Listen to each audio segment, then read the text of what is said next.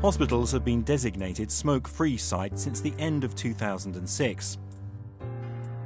But at the George Eliot Hospital in Nuneaton, instead of a hard-line approach, they're taking steps to use the smoking ban as an opportunity to encourage the uptake of the hospital's smoking cessation services.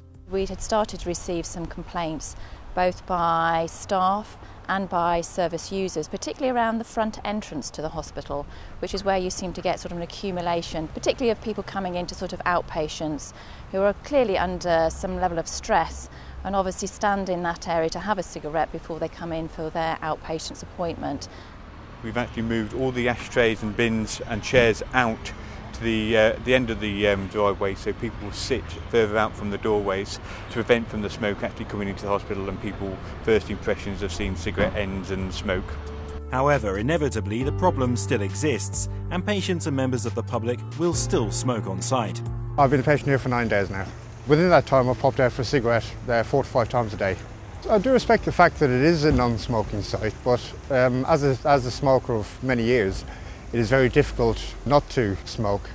If there was somewhere to go, I would prefer that, but as there isn't, it is a case of, well, so I am going to smoke.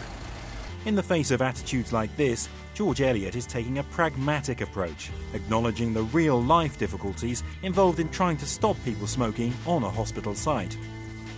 Certainly talking to service users, there was a perception that we should have some level of accommodation or some exception around how we deal with no smoking.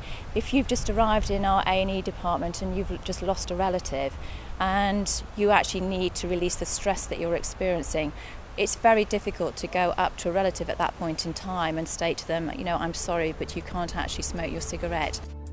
Smokers at George Eliot are approached by members of staff to remind them about the smoke-free policy and encourage smoking cessation. It's done in a very sensitive manner. Are you alright? Yes, no worries. I can see you're out here smoking.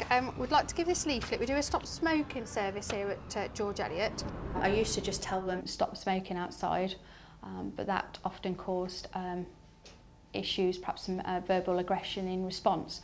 So now I give them a leaflet and ask them, that they can self-refer into our service, and also tell them that the nurses and doctors will support them and get them some nicotine replacement therapy whilst they're in hospital, so that they don't have the cravings. If you'd like some patches or something to help you stop smoking, we have a service and we can Thank you very much. speak to the staff on the ward, and we'll quite happily come and see you. We can come and see you today if you like. Okay, thank you for your time. Yes, I would like to quit, but I've done it for a long time, and with my illness, it's not probably the best thing to be doing actually, so this possibly could come in handy. Our objective would be to ensure that we do achieve a non-smoking site.